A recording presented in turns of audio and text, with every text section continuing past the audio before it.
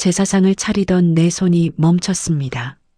저택 서재 한 구석, 먼지 쌓인 액자 속에서 낯익은 얼굴이 나를 바라보고 있었습니다. 헌 옷을 입은 5살 남짓한 아이. 분명 나였습니다. 그런데 왜 이 사진이 내가 한 번도 와본 적 없는 이 저택에 있는 걸까요? 할머니는 나를 손자라고 부르며 제사를 준비하라 했지만 나는 이 집안과 아무 관계도 없는 사람입니다. 적어도 오늘 아침까지는 그렇게 믿었습니다. 이 이야기가 궁금하시다면 구독과 좋아요 부탁드립니다. 마음을 여는 시간, 여러분의 하루에 작은 위로가 되겠습니다. 그날은 금요일 오후 3시였습니다. 요양병원 사무실에서 전화를 받았을 때만 해도 이게 무슨 소린가 싶었습니다. 강남 한복판 대저택의 관리인이라는 사람이 정중하지만 단호한 목소리로 말했습니다. 이 주말 제사가 있습니다. 사모님께서 손자분이 꼭 참석하셨으면 한다고 하시는데요. 죄송하지만 잘못 거신 것 같은데요. 저는 그쪽 집안 사람이 아닙니다. 민준혁 씨 맞으십니까? 28살 용산구 거주. 내 인적사항이 정확했습니다. 등골이 서늘해졌습니다. 어떻게 제 정보를? 사모님께서 오랫동안 지켜보고 계셨습니다. 그리고 작년부터 용기를 내어 연락을 시도하셨습니다. 내일 오전 10시까지 오시면 됩니다. 주소는 문자로 보내드리겠습니다. 전화가 끊겼습니다. 정신이 하나도 없었습니다.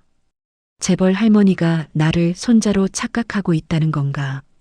아니면 사기 아닐까? 그런데 뭔가 이상했습니다. 돈을 요구하는 것도 아니고 오히려 저택으로 오라니. 밤새 뒤척이다 결국 토요일 아침 택시를 탔습니다.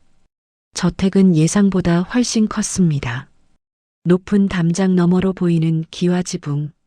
넓은 정원에는 소나무들이 도열해 있었습니다.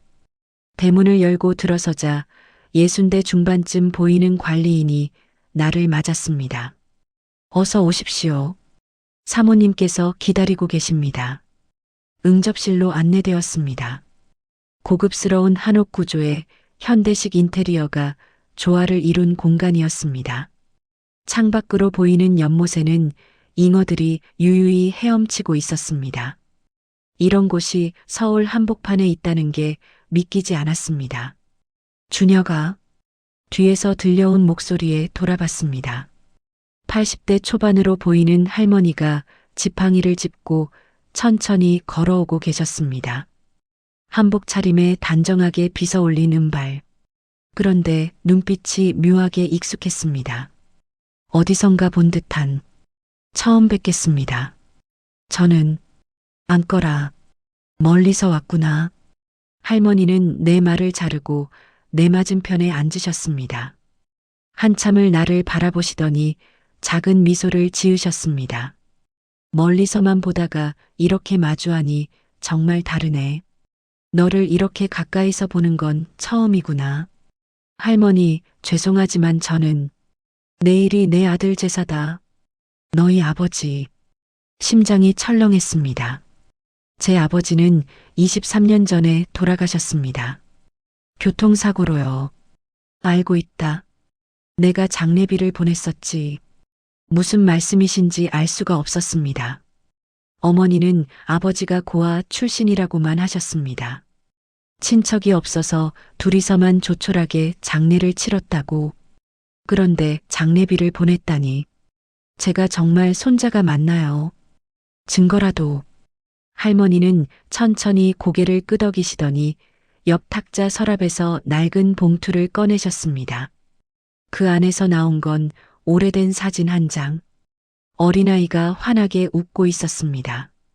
내 아버지다. 어릴 적 모습. 너랑 정말 닮았구나. 사진 속 아이의 얼굴이 묘하게 익숙했습니다. 어머니가 가끔 꺼내보시던 아버지 사진과 닮아 있었습니다. 손이 떨렸습니다. 그런데 왜 이제야 찾으신 겁니까? 23년이나 지나서. 자격이 없다고 생각했다. 할머니의 목소리가 갈라졌습니다. 내가 내 자식을 버렸는데 무슨 얼굴로 손자를 찾겠니? 방 안에 무거운 침묵이 흘렀습니다. 창밖에서는 바람에 나뭇가지가 흔들리는 소리만 들렸습니다. 할머니는 먼 곳을 바라보시며 천천히 말씀을 이어가셨습니다. 남편은 사업가였어. 성공한 사람이었지. 그런데 너무 엄격했다. 아들이 예술을 하고 싶다고 했을 때 그럴려면 집에서 나가라고 했어. 가난하게 살아봐라. 그럼 정신 차릴 거다. 그렇게 말하면서 할머니의 손이 미세하게 떨렸습니다. 난 말리지 못했어. 남편 뜻을 거스를 수 없었지. 그게 그때는 당연한 거라고 생각했으니까. 아내는 그래야 하는 거라고. 그래서 할아버지가 아버지를 쫓아냈지. 23이던 내 아버지를. 그 뒤로 10년 동안 연락이 없었어. 남편은 먼저 먹고 살기 힘들어지면 돌아올 거라고 했는데 내 아버지는 끝까지 연락하지 않았다. 할머니가 잠시 말을 멈추셨습니다. 눈가가 붉어져 있었습니다. 그러다 남편이 갑자기 쓰러졌어. 심근경색이었지. 임종 직전에야 아들을 찾았는데 내 아버지는 그새 결혼도 하고 서너 살 되어 보이는 아이도 있더구나. 바로 너였어. 남편은 한 번도 보지 못하고 세상을 떠났고, 그럼 아버지는 장례식장에 왔었어. 멀찍이 서서 한참을 보다가 갔지. 난 그때 다가가서 손이라도 잡을 걸, 미안하다고 말할 걸. 그런데 그러지 못했어. 자존심 때문에, 체면 때문에. 할머니의 목소리가 완전히 떨리기 시작했습니다. 그리고 1년 뒤에 내 아버지가 사고로 돌아가셨다는 소식을 들었어. 장례식장 주소를 겨우 알아내서 장례비를 보냈는데 내 어머니가 돌려보냈더구나. 받을 수 없다고. 살아생전 한 번도 찾아오지 않았으면서 이제 와서 무슨 돈이냐고. 가슴이 먹먹했습니다. 어머니가 그런 일을 겪으셨는지 몰랐습니다. 그저 아버지 얘기만 나오면 힘들어 하시길래 묻지 않았던 것 뿐이었는데 그 뒤로도 멀리서 지켜봤어. 너희가 어떻게 사는지. 내 어머니가 식당 일하며 너 키우는 거, 내가 장학금 받으며 대학 가는 거 다 알고 있었다. 왜 나타나지 않으신 겁니까? 목소리에 떨림이 섞였습니다. 나도 모르게 감정이 북받쳐 올랐습니다. 그 힘든 시간들, 어머니가 밤낮으로 일하시던 모습들이 스쳐 지나갔습니다. 자격이 없었어. 내 아들을 지키지 못한 내가 무슨 얼굴로 손자 앞에 나타나겠니? 그냥 멀리서 잘 크는 거 보는 걸로 만족하려 했어. 그런데 할머니가 잠시 숨을 고르셨습니다. 작년에 암 진단을 받았다. 의사가 길어야 1년이라고 했어. 그때 깨달았지. 이대로 가면 너한테 아무 말도 못하고 가는구나.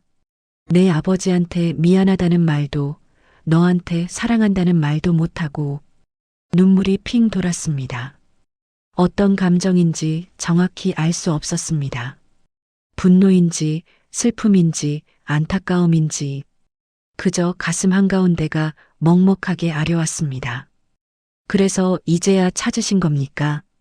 돌아가시기 전에 죄책감이라도 덜려고 차갑게 말하고 말았습니다. 할머니는 고개를 떨구셨습니다. 80을 넘긴 노인의 등이 한없이 작아 보였습니다. 그렇게 생각해도 할 말이 없구나. 내 말이 맞아. 난 비겁한 사람이야. 살아생전엔 용기가 없어서 죽을 때가 돼서야 겨우 이렇게. 그 순간 관리인이 들어왔습니다. 사모님, 제사 준비를 시작해야 할 시간입니다. 그래. 주녀가 내가 원하지 않으면 안 해도 된다. 그냥 가도 돼. 하지만 한 번만 내 아버지 제사에 함께 해주지 않겠니? 내가 평생 하지 못한 것들을 조금이라도 하고 싶구나. 일어서려다 말았습니다. 마음 한구석에서 무언가가 걸렸습니다. 아버지. 희미하게 기억나는 아버지. 그분은 어떤 마음으로 살다 가셨을까? 가족을 만들고 아들을 키우고 그러다 세상을 떠나신 분. 준비를 도와드리겠습니다. 할머니의 눈에 눈물이 고였습니다. 고맙다. 제사상을 차리기 시작했습니다. 관리인 할아버지가 이것저것 건네주는 것들을 받아 제자리에 놓았습니다. 할머니는 옆에서 하나하나 확인하시며 작은 목소리로 말씀하셨습니다. 내 아버지가 좋아하던 거야. 이 나물하고 이 생선. 많이 드셨나요? 어릴 때는 밥 먹기 싫다고 식탁 아래 숨기도 했지. 그럼 내가 못 본 척하고 나중에 치우곤 했어. 남편한테 혼날까봐. 할머니가 옅게 웃으셨습니다. 50년도 더 된 기억이 지금도 생생한 듯 했습니다. 상을 차리는 동안 할머니는 계속 아버지 얘기를 하셨습니다. 어릴 적 장난꾸러기였다는 것, 그림 그리기를 좋아했다는 것, 동네 길고양이를 몰래 키우다 들켰던 일.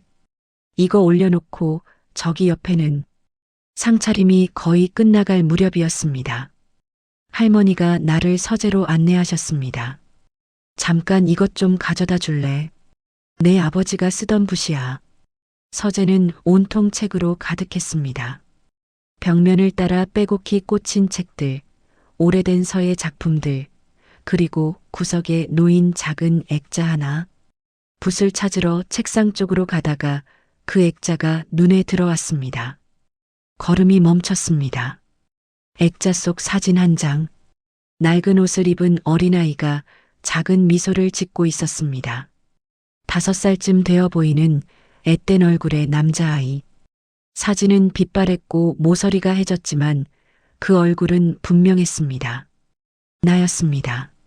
심장이 쿵쿵거렸습니다. 어떻게 이럴 수가. 어떻게 내 사진이 여기에. 손이 떨렸습니다. 액자를 조심스럽게 집어들었습니다. 사진 뒷면에 작은 글씨로 뭔가 적혀 있었습니다. 준혁이 5살. 유치원 입학식 날. 눈물이 왈칵 쏟아질 것만 같았습니다. 이 사진을 어머니가 찍어주셨던 게 기억났습니다. 새 옷은 아니었지만 깨끗하게 빨아입힌 옷을 입고 처음 가는 유치원이 신나서 연신 웃던 날. 그 사진을 할머니가 갖고 계신 겁니까? 이렇게 정성스럽게 액자에 넣어서. 찾았니? 뒤에서 할머니 목소리가 들렸습니다. 돌아보니 할머니가 문가에 서 계셨습니다. 내 손에 든 액자를 보시더니 천천히 다가오셨습니다. 그 사진. 목소리가 제대로 나오지 않았습니다. 어떻게 이 사진을. 내 유치원 입학식 날이었어. 멀찍이 서서 봤지.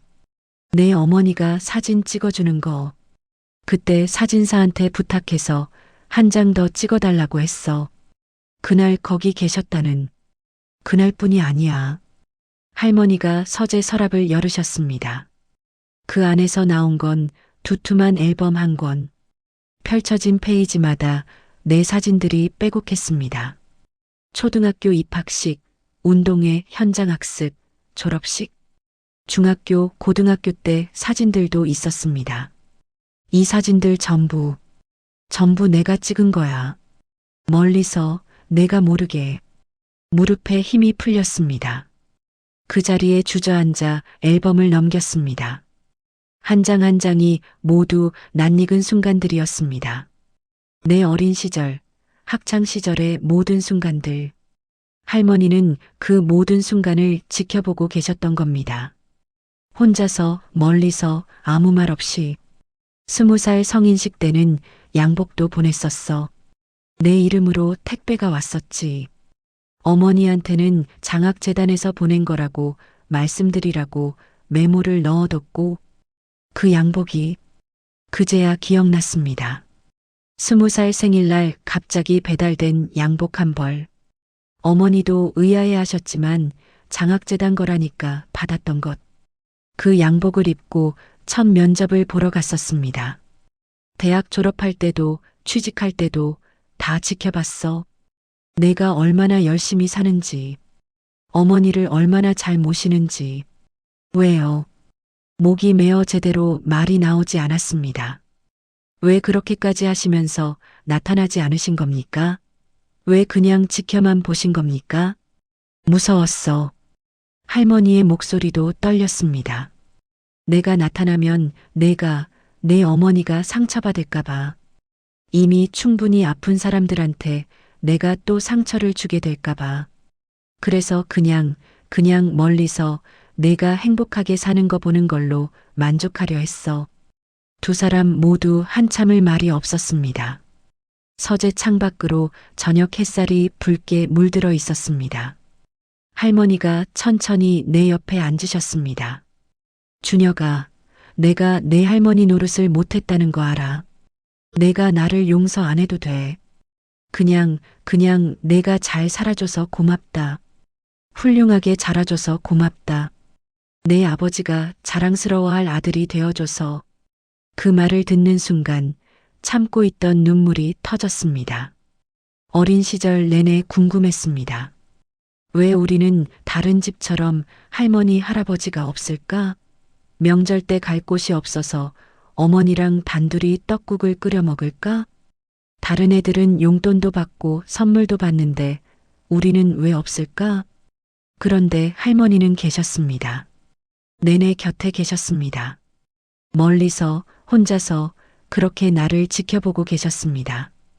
가까이 다가오지 못한 채로 내 인생의 모든 순간을 사진으로 남기면서 할머니, 처음으로 그 단어를 입 밖에 냈습니다. 할머니, 저 잘 컸습니다. 할머니가 보시는 앞에서 이렇게요. 할머니가 내 손을 꼭 잡으셨습니다. 주름진 손이 따뜻했습니다. 그리고 울었습니다. 두 사람 모두 한참을 울었습니다. 28해와 82해를 살아오며 삼켰던 모든 눈물을 쏟아내듯이 제사는 조용히 진행되었습니다. 할머니가 절을 올리시고 나도 처음이었지만 따라서 절을 올렸습니다. 아버지 영정 사진을 보니 오전에 봤던 그 사진 속 아이가 자란 모습이었습니다. 환하게 웃고 있는 얼굴. 아버지. 희미하게 기억나는 그 얼굴을 향해 말했습니다. 늦었지만 아들이 왔습니다. 할머니랑 같이요. 제사가 끝나고 음복을 했습니다. 할머니와 마주 앉아 조용히 식사를 하는데 이상하게 편안했습니다. 오늘 아침까지만 해도 모르던 사이였는데 지금은 정말 가족처럼 느껴졌습니다. 이제 어떻게 할 생각이니? 할머니가 물으셨습니다. 앞으로 말이야. 내가 원한다면 이 집에서 같이 살아도 되고. 할머니, 잠시 생각하다 말했습니다. 시간을 주세요. 어머니한테도 말씀드려야 하고 제 마음도 정리해야 할 것 같아요. 그런데 할머니, 그래, 자주 올게요. 주말마다 올게요. 할머니 남은 시간 같이 보내고 싶어요. 할머니의 얼굴에 환한 미소가 번졌습니다. 그날 밤 늦게 집으로 돌아왔습니다. 어머니는 주무시고 계셨습니다. 어머니 방문을 살짝 열어보니 작은 불빛 아래 평화로운 얼굴로 주무시고 있었습니다. 조용히 문을 닫고 내 방으로 갔습니다. 그날 밤 할머니한테서 문자가 왔습니다. 오늘 고마웠다. 너 덕분에 내 아버지한테 미안하다는 말을 전할 수 있었어. 잘 자거라. 답장을 보냈습니다. 할머니도 편히 주무세요. 다음 주에 또 갈게요. 그리고 또 한 통의 문자가 왔습니다. 사랑한다. 내 손자야. 핸드폰을 꼭 쥐고 한참을 그 문자를 바라봤습니다. 살면서 처음 받아보는 할머니로부터의 사랑한다는 말. 28회 만에 처음 들어보는 그 말이 가슴 깊이 스며들었습니다. 그 뒤로 매주 할머니를 찾아갔습니다. 할머니는 점점 약해지셨지만 내가 갈 때마다 환하게 웃으셨습니다. 함께 식사하고 옛날 얘기를 듣고 때로는 그냥 조용히 앉아 있기도 했습니다. 그것만으로도 충분했습니다. 어머니께도 모든 걸 말씀드렸습니다. 처음에는 화도 나시고 서운해 하셨지만 결국 이해해 주셨습니다. 내 아버지도 원하실 거야. 그분도 평생 어머니가 그리웠을 테니까. 어머니도 몇 번 할머니를 찾아뵙기 시작했습니다. 두 분이 함께 아버지 얘기를 나누는 모습을 보니 뭔가 한 조각 제자리를 찾아가는 것 같았습니다. 끊어졌던 시간들이 다시 이어지는 느낌이었습니다. 6개월 뒤 할머니는 잠드시듯 세상을 떠나셨습니다. 마지막 순간 내 손을 꼭 잡으시며 말씀하셨습니다. 행복하게 살아라. 그게 내 마지막 부탁이야. 네, 할머니. 약속할게요. 너를 손자로 둬서 정말 행복했다. 그게 할머니의 마지막 말씀이었습니다. 장례식에는 많은 사람이 왔습니다. 사업가였던 할아버지 덕에 아직도 연을 이어가던 분들, 할머니를 기억하는 분들, 그리고 할머니가 몰래 도와주셨던 사람들도 많이 왔습니다. 나처럼 멀리서 지켜봐 주셨던 이들이 생각보다 많았습니다. 할머니 유품을 정리하다 또 하나를 발견했습니다. 일기장이었습니다. 30년 넘게 쓰신 일기. 펼쳐보니 아버지 얘기, 그리고 나에 대한 얘기로 가득했습니다. 오늘 준혁이가 초등학교에 입학했다. 교문 앞에서 멀리 지켜봤다. 얼마나 의젓하게 걸어 들어가던지. 아들아, 내 아들이 이렇게 잘 크고 있단다. 준혁이가 중학교 졸업했다. 우등상을 받았더구나. 자랑스러워서 눈물이 났다. 내가 봤다면 얼마나 좋아했을까. 오늘 준혁이가 대학에 합격했다는 소식을 들었다. 장학금까지 받았다고. 내가 해준 게 아무것도 없는데 저렇게 훌륭하게 자라주다니. 일기를 읽으며 또 한참을 울었습니다. 할머니는 평생 나를 사랑하고 계셨습니다. 멀리서 말없이 그렇게. 지금은 가끔 할머니 집에 들릅니다. 관리인 할아버지가 여전히 그 집을 지키고 계십니다. 할머니가 남기신 그 집은 나한테 물려졌습니다. 서재에는 여전히 그 앨범이 있고 내 어린 시절 사진이 담긴 액자가 있습니다. 어머니와 함께 할머니 산소에 자주 갑니다. 아버지 산소 옆에 나란히 계십니다. 그렇게 평생 못 보던 두 분이 이제는 함께 계십니다. 할머니, 저 잘 지내고 있어요. 할머니가 마지막에 부탁하신 대로 행복하게 살고 있어요. 바람이 나뭇가지를 흔듭니다. 할머니가 대답하시는 것 같았습니다. 그래, 잘 지내거라. 사랑한다. 내 손자야. 가족이란 게 뭘까요? 피로 이어진 관계일까요? 아니면 함께한 시간일까요?